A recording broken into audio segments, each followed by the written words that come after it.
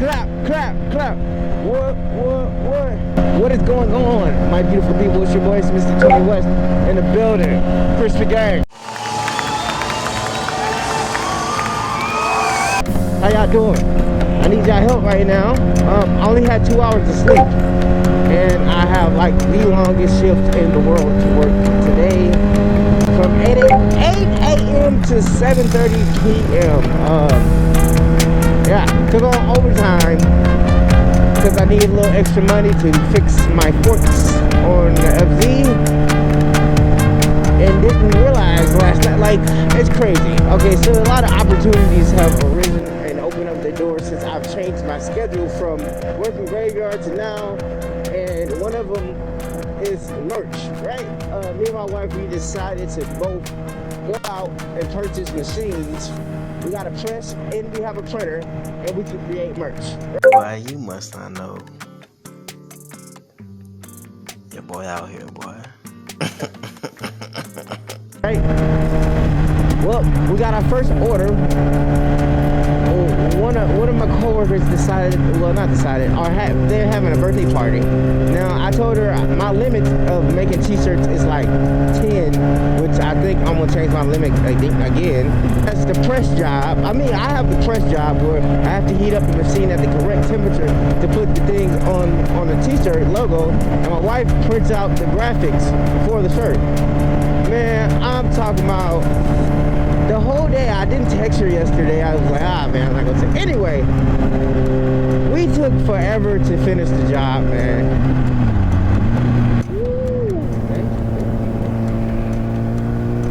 Oh my God, that was about to get ugly. That was about to get, did y'all see that? Oh, well, I can run that back.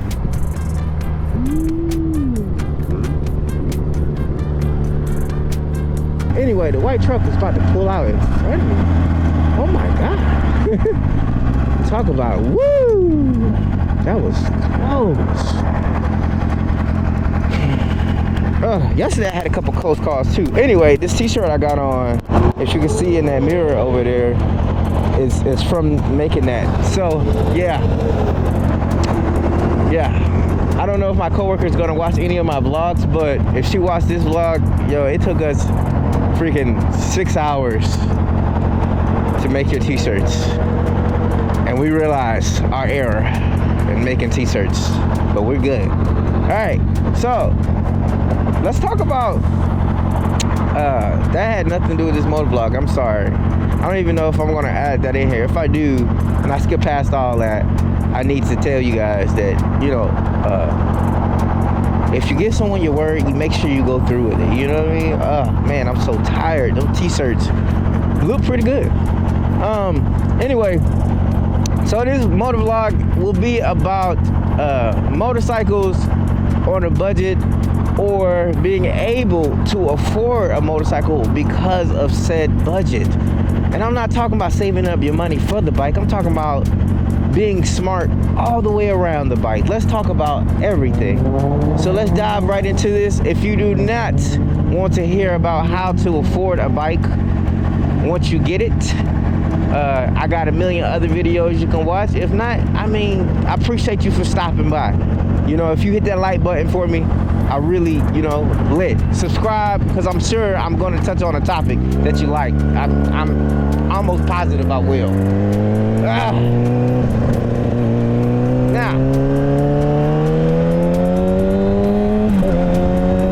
so you decided you wanted a bike.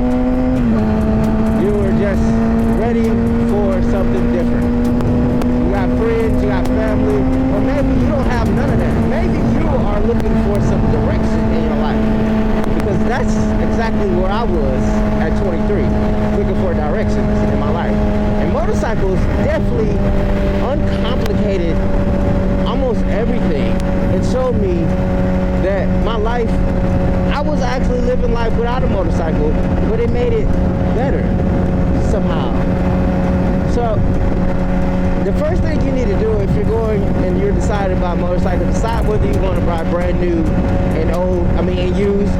Those two choices are very serious choices. I made a video not too long ago about financing and just buying outright.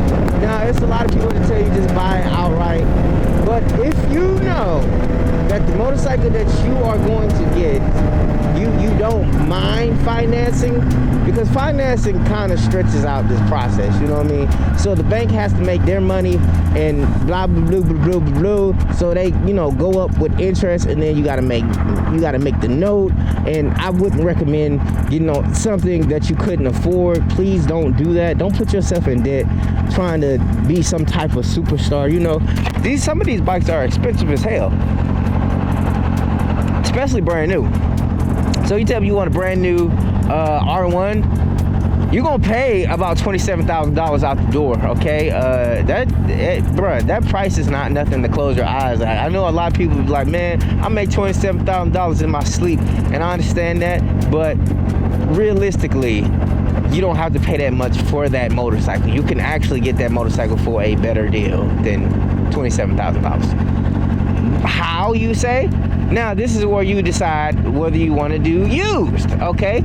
Now, used could mean a lot of things, okay? Used could mean an old man who barely took out his motorcycle, barely went anywhere on it, kept all the maintenance on it, got all the paperwork on it, and just decided one day that he was done riding motorcycles. So then he turned his R1 M in, and now dealerships are freaking ridiculous, though. I'm not gonna lie about that. They all with prices.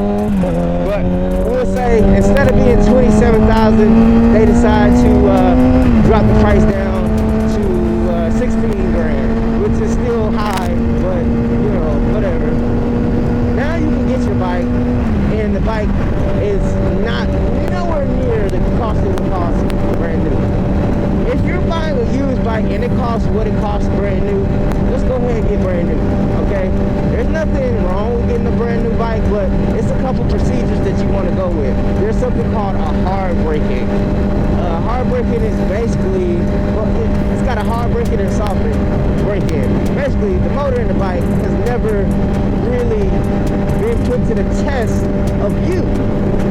So for 500 miles there, you may have to not be able to go over a certain rail range, which is like, let's say 5 RPM, and that's where you will be at. You'll be at 5, and you won't have the full power until after 500, or they don't want you to go over a certain amount. When I got my FZ09, I was told the same thing, like it had please do a soft braking. That's what the guy told me, but I immediately left there and hit it, I didn't regret riding my bike like I stole it, because it was my bike, and if I broke it, I would have fixed it. Alright, so that touches on my other part. Okay, so you have this bike. Let's say you buy the R1. Oh, no. Let's say you buy S1000. Now, this is your first bike now, and gear is really expensive. So how do you buy gear? Okay, now it just depends on how you feeling, safety-wise. All the gear that you purchase for your motorcycle is an investment in yourself. It's an investment in your life. If you say, hey man, I want to, see another day. If I get hit and I fall, I want to make sure I see another day. You buy cheap gear and then it falls apart, or you buy the best gear and but if you buy cheap, there's a chance that it might actually do the job. Okay, I bought a helmet for $45. My first helmet was $45. I fell, it was fine. I did not get a concussion. The helmet split in half, shredded the side of it. I still got that helmet. I don't know if I'm gonna show that. I'm sure that I'll forget. But that helmet held up just fine, man. And I was thinking to myself, I'm like, man, everybody always talks about cheap helmets, but yeah, this helmet split in half, but I'm good. I'm alive because of this helmet. Know that there's, eBay, shop around, learn how to shop around. Okay, Okay, you want big names, you're gonna pay for big names. That easy costs a whole hell of a lot of money. If you're not into used gear, because motorcycle gear is kind of personal. You know, you buy someone's helmet, they could be like my helmet. If you bought any of my helmets, I want to tell you something. I do motovlogs and I talk, and I don't know if I'm a spitter, but I might be. So, you know, you're getting my, you know, yeah, it's crazy. I hate when people steal helmets. It's disgusting. Like, what is wrong with you? What is wrong with you? You sicko. Okay? Then maintenance. If you, oh my God, have you ever seen a freaking C8 colorful like that? Oh, rainbowed out. Anyway, maintenance. You decide to get you a Ducati, and now it's time for oil change, and they're charging $180 to change oil. Now, for some people, that's not, you know, that's not a lot. I'm telling you, the richest people that I know are bikers. I have no clue. It's two types of bikers. Bikers who rich as hell, and then bikers who broke as hell. It's not like a middleman. There is no half guy. No, you either got the money for your bike or you don't, you know. So I was one of the ones that was I wouldn't say I was rich as hell, but I definitely had a paid off ass car. Excuse my language. I had a paid off car. So just, it's that rainbow on that C8 is just nasty. Jesus. I'm forgetting, I got a road race guy behind me, and that's fine, but I'm like, dang, I wish I would have got a closer inspection on that. Anyway, you learn how to change the oil on your own Ducati yourself, saving you a nice pretty penny. Now, when let's break down that in half. Okay, so if you do wrong and you mess up your bike, it's gonna cost you an arm and a leg to fix it. But if you do right, and I mean you do right by the bike all the way around, you do it professionally, you can save some money. For my FZ09, I remember Conyers Mountain Motorsports charging me $185 for my oil change. Now, being as though I don't know, I was always a gear person, so I like to have good gear. It wasn't like, oh yeah, you know, it was like, yeah, no, I gotta have some nice stuff. I want a cool helmet, I want some cool motorcycle gloves. Didn't really care about name brands, but I was one of the ones who liked wearing gear. I never had an issue with wearing. I never felt like gear was unnecessary. Oh yeah, okay, here we go. Y'all gotta check this out. Look at it. Oh my God. Oh, the reflectiveness. Can you say baller? That'd be the type of person that'd be on like a freaking a brand new Ducati, paid cash for it, out the door. Like it ain't nothing. You know, he done paid $29,000 for it. Anyway, yeah, so what I did was I ended up learning how to change oil myself. Saved me a lot of money. I mean, a lot. I went from paying $180 for oil, for an oil change and a filter, to 50 bucks. Yes, 50 bucks. Yes, that happened. And let me tell you something. Learning about your bike, you don't lose when you learn about motorcycle. When you learn about your particular motorcycle, and I mean you learn absolutely everything about it, there's no L that you can take on that bike, okay? Because you know how to do everything. I'm learning that with certain stuff. Like I learned how to do my stator cover, which would have cost me a lot. And I learned, because I learned those skills, I learned how to do T-stator cover, which saved us a whole lot, man. I'm telling you. Maintenance is one of the ones that will tear you down every time. Every time. I know that I got this dude who's really cool, man. He's got a Ducati SV4. It's like one of the best bikes.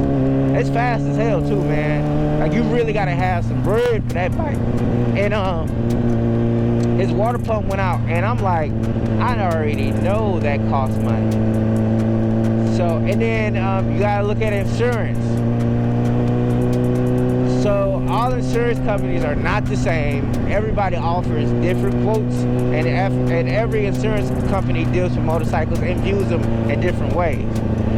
Me, I like a insurance company to treat my bike as if it is a real vehicle. A lot of insurance companies do not know that this is your means of transportation. So they don't see it as that. They see it as a toy that you're gonna ride once or twice throughout the week. So that's what they label it as. It's a toy. It's seen as a toy. If you ever looked up insurance, it falls underneath the toy category. Geico, Allstate, they all have these things for motorcycles, and they all cost different. With who I'm with?